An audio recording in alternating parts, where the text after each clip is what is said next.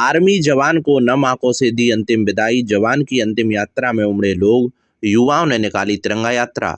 धौलपुर जिले के राजाखेड़ा उपखंड के गांव टीकापुरा के रहने वाले आर्मी जवान कमल किशोर की मंगलवार को इलाज के दौरान मौत हो गई।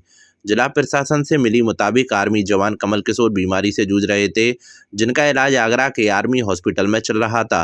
मृतक आर्मी जवान के चचेरे भाई जितेंद्र सिंह ने बताया कि उनके ताऊ का पुत्र कमल किशोर पुत्र शिव सिंह 2018 में सेना में भर्ती हुआ था, जो आर्मी की 262 फील्ड रेजिमेंट जम्मू कश्मीर के कठुआ में अपनी सेवा दे रहा था। जितेंद्र सिंह ने बताया कि कमल किशोर 2 साल से बीमारी से पीड़ित था, जिसका इलाज चल रहा था। करीब हफ्ते भर पहले उनकी तबीयत बिगड़ने पर उन्हें आगरा आर्मी हॉस्पिटल में एडमिट किया गया था, जहां आज मंगलवार सुबह इलाज के दौरान उनकी मौत हो गई। आर्मी जवान कमल किशोर 4 भाई बहनों में तीसरे नंबर के थे। जवान कमल किशोर के पिता शिव सिंह एक किसान हैं और माता बतसिया गृहिणी हैं। आर्मी जवान की मौत की सूचना से परिजनों में कोहराम मच गया है। इसके साथ ही पूरे राजाखेड़ा क्षेत्र में शोक की लहर दौड़ गई है। आर्मी जवान कमल किशोर की पार्थिव देह को मंगलवार शाम सेना के वाहन द्वारा अंतिम संस्कार के लिए उनके पैतृक गांव टीकापुरा लाया गया। इससे पहले युवाओं ने राजाखेड़ा से टीकापुरा तक करीब 8 किलोमीटर लंबी तिरंगा यात्रा निकाली। सेना का वाहन जवान की पार्थिव देह को लेकर जैसे ही गांव पहुंचा तो कमल किशोर अमर रहे के नारों से पूरा गांव गूंज उठा। कमल किशोर को सेना के जवानों ने अंतिम सलामी दी, जिसके बाद उनके छोटे भाई ने मुखाग्नि दी। इस दौरान लोगों ने कमल किशोर अमर रहे के नारे लगाए गए। इसके साथ ही सैनिकों की टुकड़ी ने जवान को अंतिम सलामी दी। जिला कलेक्टर ने एसआईआर अभियान की जानी प्रगति। धौलपुर जिले के बाड़ी में निर्वाचन विभाग ने एसआईआर अभियान शुरू किया है। इसके तहत बूथ लेवल अधिकारी घर घर जाकर मतदाताओं का सर्वेक्षण और पहचान करेंगे। यह अभियान 1 महीने तक चलेगा, जिसमें वोटर लिस्ट के अनुसार मतदाताओं की पहचान की जाएगी। अभियान की प्रगति और औचक निरीक्षण के लिए जिला कलेक्टर श्रीनिधि बीटी बाड़ी पहुंचे। उन्होंने विभिन्न बूथों का निरीक्षण किया और बीएलओ से कार्य के संबंध में बात की। कलेक्टर ने एसडीएम कार्यालय जाकर उपखंड स्तरीय अधिकारियों से भी एसआईआर अभियान की जानकारी ली। कलेक्टर श्रीनिधि बीटी ने बताया कि चुनाव आयोग द्वारा शुरू किए गए इस अभियान में 2002 की वोटर लिस्ट को आधार बनाया जाएगा। जिन मतदाताओं का नाम 2002 की वोटर लिस्ट से मेल खाएगा, उनसे कोई दस्तावेज नहीं लिया जाएगा। बीएलओ प्रत्येक मतदाताओं से 2 फोटो, आधार कार्ड नंबर लेंगे। यह कार्य 1 महीने में पूरा होगा, जिसमें बीएलओ और सहायक अधिकारी वोटर लिस्ट के हर मतदाता तक पहुंचेंगे। कलेक्टर ने बाड़ी शहर के अग्रवाल धर्मशाला बूथ, कुशवा धर्मशाला बूथ और कुछ ग्रामीण क्षेत्रों के बूथों का भी निरीक्षण किया। उन्होंने उपखंड स्तरीय अधिकारियों से अभियान की प्रगति रिपोर्ट भी ली। एसडीएम कार्यालय में हुई बैठक में कलेक्टर के साथ एसडीएम भगवत शरण त्यागी, तहसीलदार मुकेश कुमार मीणा, नायब तहसीलदार उत्तम चंद बंसल सहित निर्वाचन और राजस्व विभाग के अधिकारी मौजूद रहे। बसेड़ी विधानसभा क्षेत्र में कुछ रूरल और कुछ अर्बन में एसआईआर को लेकर हमने मौका निरीक्षण किया, जहां पर भी बीएलओ अपने मतदाता सूची में पुराने मतदाता सूची से जो मैपिंग किया है 2002 के एसआईआर लिस्ट के हिसाब से, उसका निरीक्षण किया। और आज की डेट में कितना एनुमरेशन फॉर्म बांटे गए और कितना वापस कलेक्ट किए गए, इसका भी निरीक्षण किया गया। साथ में वॉलंटियर्स और बूथ लेवल एजेंट्स और साथ ही जो उनके जो बनाए गए रजिस्टर का भी निरीक्षण किया। बहुत सारे बीएलओ ने अच्छा काम किया और आज पहला दिन है, तो अभी कुछ बीएलओ पिकअप होने में समय लग रहा है।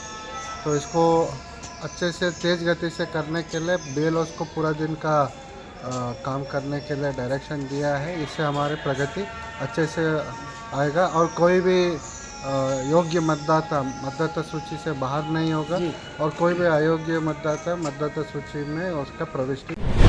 बाड़ी में चरमराई सफाई व्यवस्था। धौलपुर जिले के बाड़ी शहर में सफाई व्यवस्था चरमरा गई है। प्रमुख नाले गंदगी से अवरुद्ध हैं, जिसमें गंदा पानी सड़कों पर फैल रहा है। कहार गली स्थित कई निवासियों का आरोप है कि गंदगी के कारण मच्छर पनप रहे हैं, जिसमें बीमारियां फैल रही हैं। कहार गली निवासी राघवेंद्र ने बताया कि वे और उनके कॉलोनी के लोग महीनों से समस्या से परेशान हैं। उन्होंने कई बार सीएम पोर्टल पर शिकायतें दर्ज कराई हैं, लेकिन कोई समाधान नहीं निकला। अब उन्होंने जिला कलेक्टर कार्यालय में फरियाद लगाई है। हौद चवरिया पाड़ा निवासी बुजुर्ग नेमीचंद ने बताया कि नाले की गंदगी अब तक सड़क पर जमा हो गई है, जिससे मच्छर पनप रहे हैं। उनके अनुसार कॉलोनी के लोग बीमार पड़ रहे हैं और वे स्वयं भी इस समय बीमार हैं तथा अस्पताल से दवा ले रहे हैं। तुलसीवन रोड निवासी बुजुर्ग महिला नैनी बाई ने बताया कि उनकी दुकान के बगल का नाला हमेशा बंद रहता है, जिससे गंदा पानी सड़क पर बहता है। उन्होंने कई बार सफाई निरीक्षक और सफाई जमादार से शिकायत की, लेकिन कोई ध्यान नहीं दिया गया। उनका कहना है कि सफाई कर्मचारी केवल खाना पूर्ति करते हैं, जबकि पूरे नाले की उचित सफाई ही इस समस्या का स्थायी समाधान है। 6-7 दिनों से गंदगी पड़ी हुई है और ये नगर पालिका वाले आते हैं तो सफाई नहीं करते हैं, और सफाई भी कर देंगे तो कचरा ऐसी की ऐसी डला रहता है और यहाँ का माहौल बीमार भी होते हैं इससे। और मैंने स्वच्छ भारत अभियान पर रिपोर्ट भी डाली थी, पर भी उस पर भी कुछ फ़ायदा नहीं हुआ डालने का। तो मैं सोचा हूँ इस बार कलेक्टर ऑफिस में एप्लीकेशन लगाऊँ, यहाँ मतलब सुविधा हो जाए। ये गंदगी कम से कम 2-3 महीनों से ज़्यादा से पड़ी है और इनके काफ़ी टेंडर हो जाते हैं पर उठती नहीं है गंदगी। और इनको मना करने के बावजूद प्राइवेट आदमी भी डाल जाते हैं इमरजेंसी में, उनसे काफ़ी मना करते हैं। मच्छरों से हम परेशान हैं, बीमारी फैल रही है हमारे, हम खुद स्वयं इस टाइम भी बीमार हैं। मतलब ये गंदगी कितने दिन से नहीं उठ रही है? ये कम से कम 2-3 महीने से नहीं उठी है, नाले साफ ही नहीं हो रहे हैं। बदमाशों ने बाइक सवार लोगों से की लूटपाट, 3 जने घायल। धौलपुर जिले के मनिया थाना क्षेत्र से गुजर रहे नेशनल हाईवे 44 पर सुआ के बाग के पास सोमवार रात बाइक सवारों के साथ लूट की घटनाएं सामने आई हैं, जहां बाइक सवार 2 अज्ञात युवकों ने बाइक पर जा रही महिला और उसके परिवार पर हमला बोल दिया और महिला से सोने का पेंडल बांधने सामान छीनकर भाग गए। बदमाशों ने बाइक को धक्का मारा, जिससे संतुलन बिगड़ गया और सड़क पर गिरने से महिला व एक बच्चा गंभीर रूप से घायल हो गए। इन्हें भर्ती कराया है। वारदात की सूचना पर पुलिस ने एक संदिग्ध युवक को बाइक समेत पकड़ा है। जानकारी के अनुसार महिला गोलो अपने पति के साथ किसी शादी समारोह में शामिल होने के लिए धौलपुर आए थे। वापसी के दौरान रात वे बाइक से लौट रहे थे, तभी नेशनल हाईवे पर सुआ के बाग के पास बाइक सवार 2 अज्ञात बदमाश आए और उन्हें घेर लिया। इस दौरान बदमाशों ने पहले बाइक में लात मारी, जिससे गोलो सड़क पर जा गिरी। इसके बाद बदमाशों ने महिला का सोने का पेंडल बांधने सामान छीनकर भाग गए। इसके बाद कुछ दूरी पर बदमाशों ने बाइक सवार दंपत्ति और उनके 2 साल के बच्चे को घेर लिया। लूटपाट के दौरान बच्चा घायल हो गया। घायलों को अस्पताल में भर्ती कराया है। उधर सूचना पर पुलिस ने इलाके में नाकाबंदी कर एक संदिग्ध युवक को पकड़कर बाइक जब्त की है और अन्य बदमाशों की तलाश जारी है। बाइक सवार दंपत्ति को मारी टक्कर, महिला की मौत। धौलपुर जिले के मनिया थाना क्षेत्र में हुए सड़क हादसे में एक महिला की मौके पर ही मौत हो गई, जबकि उसका पति गंभीर रूप से घायल हो गया। दुर्घटना मनिया थाना क्षेत्र के बरेटा गांव के पास हुई। पुलिस ने बताया कि हादसा 3 नवंबर शाम को हुआ, जहां मथुरा के कोयला अलीपुर निवासी राजकुमार अपनी पत्नी उषा के साथ बाइक से मानपुर से जा रहे थे। उनकी बाइक को टक्कर मार दी, जिसमें उषा देवी की घटनास्थल पर ही मौत हो गई, जबकि उसका पति राजकुमार गंभीर रूप से घायल हो गया। दुर्घटना के बाद दोनों को मनिया अस्पताल ले जाया गया, जहां डॉक्टरों ने उषा देवी को मृत घोषित कर दिया। राजकुमार की गंभीर स्थिति को देखते हुए उन्हें रेफर कर दिया। मृतक महिला के पुत्र ऋषभ गौड़ ने मनिया थाने में अज्ञात वाहन चालक के खिलाफ मुकदमा दर्ज कराया है। पुलिस ने महिला का पोस्टमार्टम करने के बाद सब परिजनों के सुपुर्द कर दिया है। परिवहन विभाग ने दर्जनभर वाहनों को किया सीज। धौलपुर जिला परिवहन एवं सड़क सुरक्षा विभाग ने बिना नंबर के वाहनों के विरुद्ध बड़ी कार्रवाई की है। राजस्थान में हुए सड़क हादसों के बाद धौलपुर परिवहन विभाग ने पुलिस के सहयोग से 2 दर्जन से अधिक वाहनों को सीज किया है। जिला परिवहन अधिकारी गौरव यादव ने बताया कि राजस्थान सरकार द्वारा 15 दिवस के लिए सड़क सुरक्षा के लिए विशेष अभियान चलाया जा रहा है, जिसमें परिवहन, पुलिस, जिला प्रशासन, चिकित्सा, PWD, NHAI और स्वयंसेवी संस्थाओं के द्वारा संयुक्त अभियान चलाया जाएगा। परिवहन विभाग द्वारा ओवरलोडिंग के खिलाफ कार्रवाई की जाएगी। वहीं पुलिस द्वारा शराब पीकर वाहन चलाने वाले और ओवर स्पीडिंग के लिए चालान की कार्रवाई की जाएगी, जबकि उनके लाइसेंस निलंबन की कार्रवाई परिवहन विभाग द्वारा की जाएगी। NHAI PWD द्वारा अवैध कट बंद करने, ब्लैक स्पॉट सुधारने, सड़क किनारे की झाड़ियां हटाने, सड़क की पटरी की मरम्मत, सड़क के खड्डे और टूट फूट की मरम्मत, डिवाइडर पर रेलिंग लगाना, एक्सप्रेस वे पर अनाधिकृत ढाबे इत्यादि के खिलाफ कार्रवाई पुलिस और जिला प्रशासन के सहयोग से की जाएगी। पुलिस द्वारा लैंड ड्राइविंग लागू किया जाएगा। चिकित्सा विभाग द्वारा ड्राइवर्स की आंखों की जांच की जाएगी और जिसकी आंखें कमजोर मिले, हाल ही में लाइसेंस बना है तो उसके चिकित्सा प्रमाण पत्र देने वाले चिकित्सक के खिलाफ भी कार्रवाई होगी। स्थानीय निकाय पैदल यात्री के लिए सुगम फुटपाथ की सुनिश्चितता करेंगे। वाहनों, विशेषकर ट्रैक्टर, ट्रॉली, व्यावसायिक वाहनों और पशुओं पर रिफ्लेक्टर टैप लगाने की कार्रवाई की जाएगी।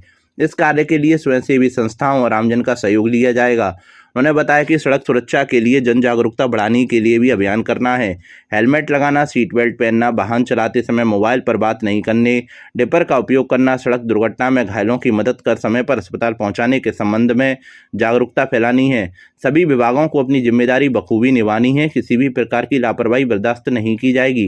राज्य सरकार सड़क सुरक्षा के प्रति अत्यंत गंभीर है। एक महत्वपूर्ण अभियान की शुरुआत की गई है, लगातार परिवहन विभाग, पुलिस प्रशासन द्वारा एवं माननीय जिला कलेक्टर महोदय और एसपी साहब के डायरेक्शन में अभी इस अभियान की शुरुआत की है और इसमें लगातार अगले 15 दिनों तक मुख्यमंत्री जी कोऑर्डिनेट अभियान की शुरुआत कर रहे हैं।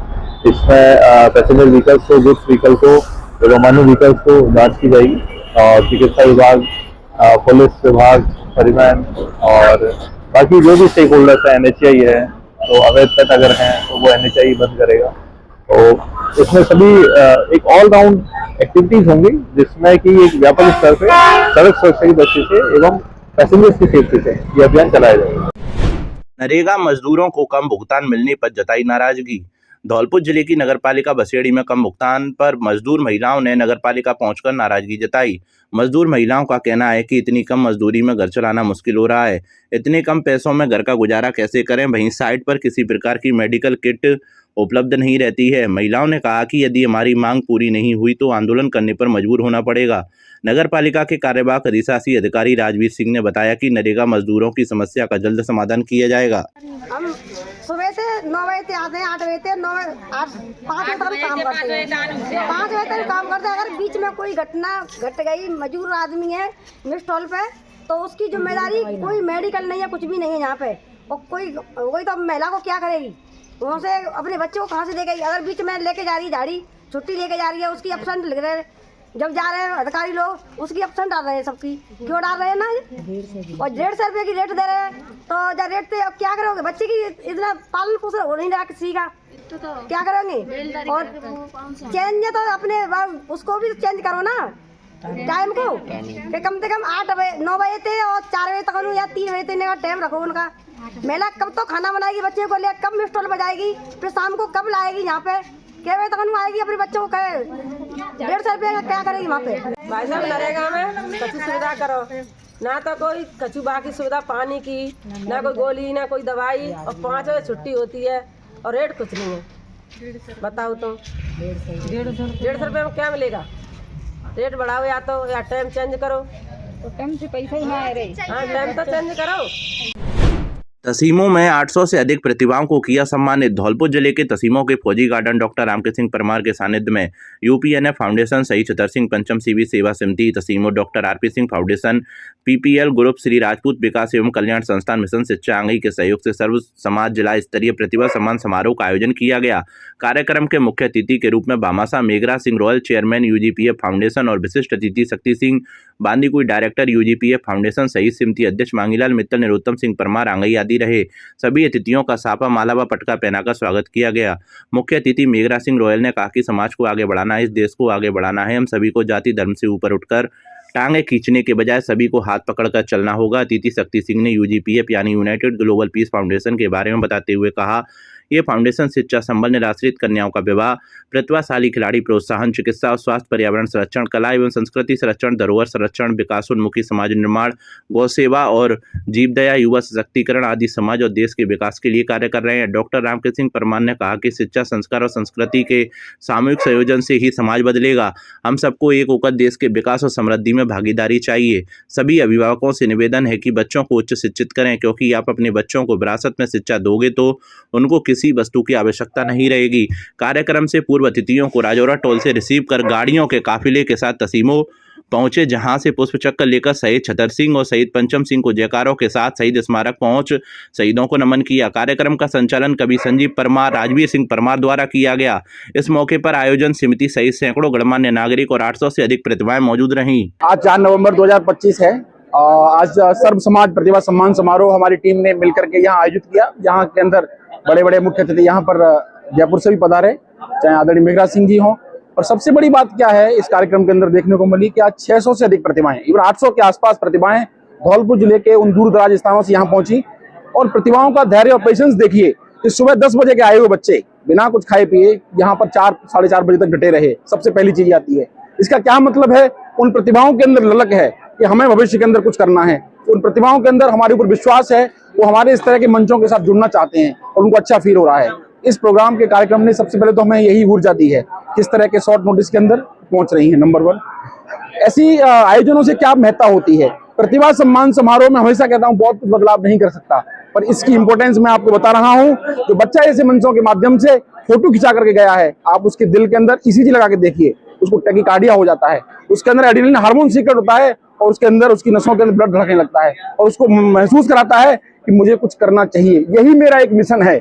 इस तरह के छोटे छोटे मंचों के माध्यम से एक बदलाव की भावना हमारे अंदर पैदा हो, हमारे बच्चों के अंदर, हमारे समाज के अंदर, हमारे युवाओं का, और वह समाज या युवा या बच्चा किसी भी समाज का होना चाहिए। हमारे इन मंचों के अंदर कोई जातिगत भेदभाव नहीं, कोई धार्मिक भेदभाव नहीं। उन सारी प्रतिभाओं को हम इस तरह के प्रोग्राम्स के माध्यम से मोटिवेट कर रहे हैं। आपको पता है पत्रकार साथी, पिछले 5 सालों से हम इस तरह के कार्यक्रम लगातार धौलपुर जिले के अंदर आयोजित कर रहे हैं और हमें भरपूर सहयोग, समर्पण हमारे सभी साथियों और सभी समाज के व्यक्तियों के द्वारा, युवाओं के द्वारा हमें दिया जा रहा है।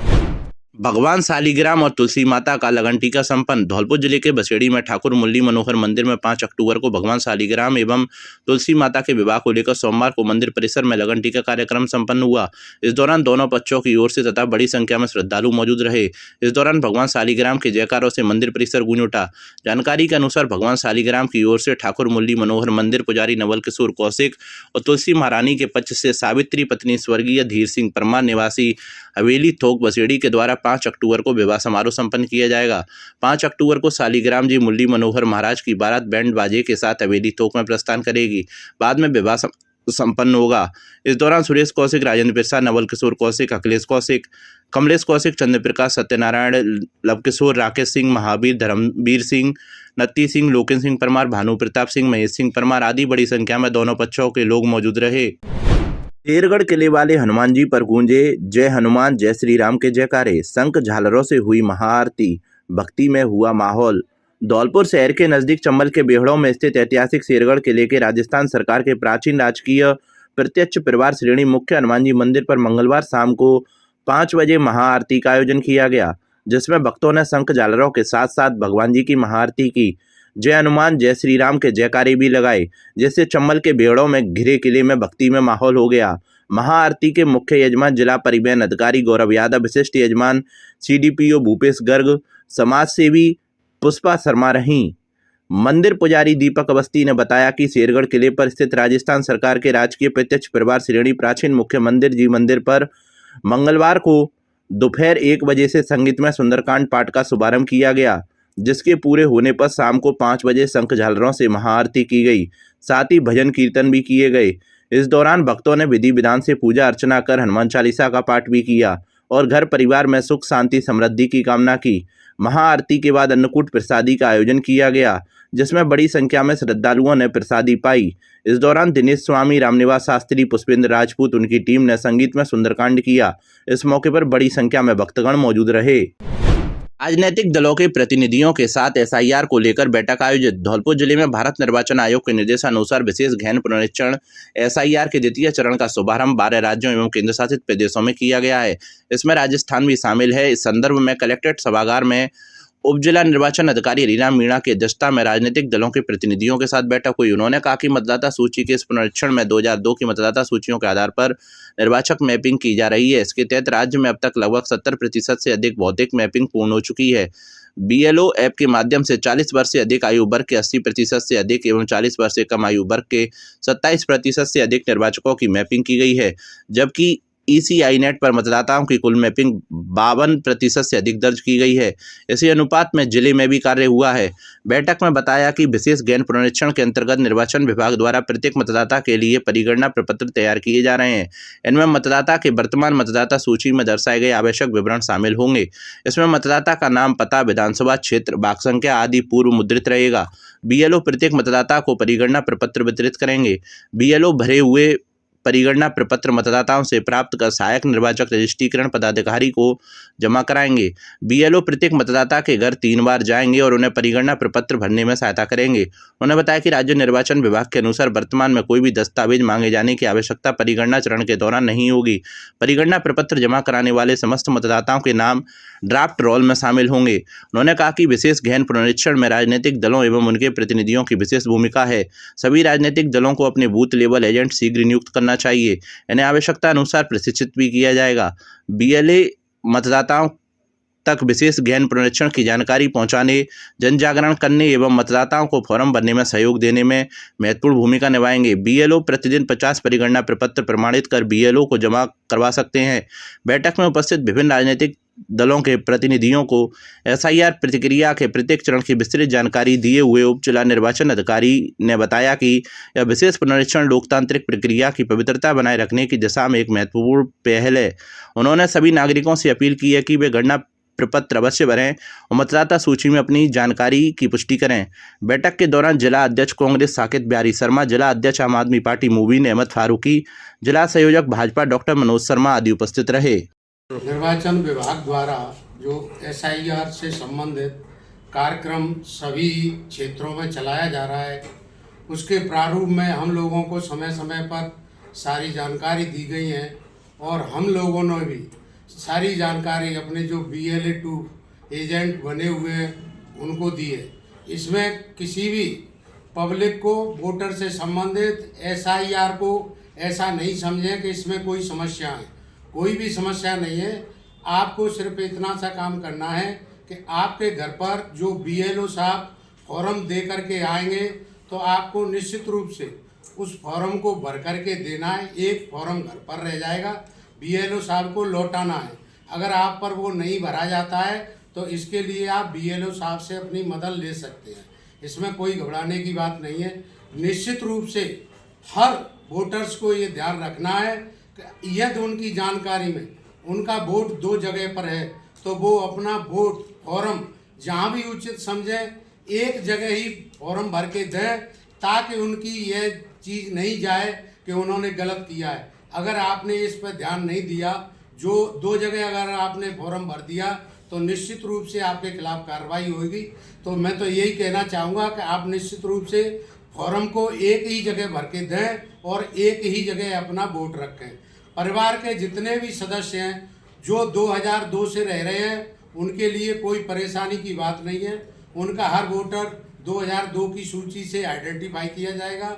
इसके अतिरिक्त यदि आपके परिवार के कुछ लोग बाहर रहते हैं और उनके वोट बाहर भी हैं और गांव के अंतर्गत भी हैं, तो उनको अपना निर्णय लेना है कि वो वोट कहाँ रखना है। तो वोट के लिए आपको निश्चित रूप से सूचनाएं समय समय पर दी गई हैं। फिर भी अगर आपको कोई दिक्कत आती है तो आप अपने जो राजनीतिक पार्टी के एजेंट हैं, आपके जो राजनीतिक पार्टी के जिला अध्यक्ष हैं, विधायक हैं, उनसे आप अपनी जानकारी लेकर के और उस काम को कर सकते हैं। आपको किसी भी अफवाह में नहीं आना है। निश्चित रूप से BLO साहब के कहे अनुसार ही आपको कार्य करना है। इसमें कोई चीटिंग नहीं है, कोई दिक्कत नहीं है। लोगों ने इसको अफवाह के रूप में फैला रखा है, तो निश्चित रूप से आप संतुष्ट होकर के फॉर्म भरें। BLO साहब को फॉर्म भर के लौटाना नहीं भूलें। मैं डॉक्टर मनोज शर्मा, BLA-2 जिला संयोजक, भारतीय जनता पार्टी धौलपुर। निर्वाचन आयोग भारत द्वारा कई राज्यों में विशेष गहन पुनरीक्षण कराया जा रहा है, जिसको SIR कहते हैं। इसमें जिन व्यक्तियों के 2 जगह वोट बने हुए हैं, इस पुनरीक्षण के द्वारा वो मत एक ही जगह रह जाएगा और इसमें BLO घर घर जाएंगे और दोबारा से उसमें ये देख रहे हैं कि किसी व्यक्ति का 2 जगह वोट तो नहीं है, जो एक जगह उसका दुरुपयोग हो रहा हो। 4 नवंबर से 4 दिसंबर तक ये 1 मंथ जो है घटना चलेगी। इसमें BLO 3 बार आपके घर आएंगे और इसमें मतदाता को कोई भी दस्तावेज नहीं देना है प्रमाणिकता के लिए। BLO का सहयोग करें आप। BLO आपकी सारी समस्याओं को दूर कर देगा। जिला निर्वाचन अधिकारी महोदय के माध्यम से समय समय पर SIR के संदर्भ में जो गाइडलाइन निर्वाचन विभाग ने जो जारी किए हैं, हम राजनीतिक पार्टियों के प्रतिनिधि होने के नाते से उन मीटिंगों में भाग लेकर अधिकारी जी ने जो भी दिशा निर्देश हमें दिए गए हैं उनकी पूरी तरह से पालना करने के लिए हमने अपनी पार्टी के तमाम वर्कर को लगा दिया है। जैसा कि मालूम है कि 4 नवंबर से गणना प्रपत्र को BLO घर घर जाकर उस मतदाता की 2002 की सूची में उसका नाम, उसके पिताजी का नाम, वो सारी जानकारियाँ उससे संदर्भ में लेकर उसे फिल करेंगे। BLO 3 बार आपके घर पर जाएगा, जैसा कि महोदय ने बताया है। किसी प्रकार की कोई घबराने की ज़रूरत नहीं है। बहुत आसान प्रक्रिया बना दी गई है। उस आसान प्रक्रिया में पूरे प्रचार प्रसार के माध्यम से ये भी बताया जा रहा है कि वो जो फॉर्म है उस फॉर्म को बहुत सावधानी से रखें सभी लोग, क्योंकि वो फॉर्म केवल एक ही बार मिलेगा। फॉर्म भरना अनिवार्य कर दिया गया है कि फॉर्म नहीं भरा गया तो आने वाली मतदाता सूची में उस मतदाता का नाम नहीं आएगा। फॉर्म की पूरी प्रक्रिया BLO ही भरेगा, घर पर जाकर भरेगा। आपको केवल अपनी सहमति जतानी है, आपकी उपस्थिति वहाँ होनी है, आपको अपने सिग्नेचर करने हैं, हस्ताक्षर करने हैं। साथ ही जो भी प्रक्रिया होगी, जैसे कि मानकर चलो मध्य प्रदेश का है, राजस्थान की किसी और जिले का मतदाता 2002 की सूची में रहा होगा, उत्तर प्रदेश का है, 9 राज्य और 3 केंद्र शासित प्रदेशों में ये एक साथ प्रक्रिया स्टार्ट हो रही है।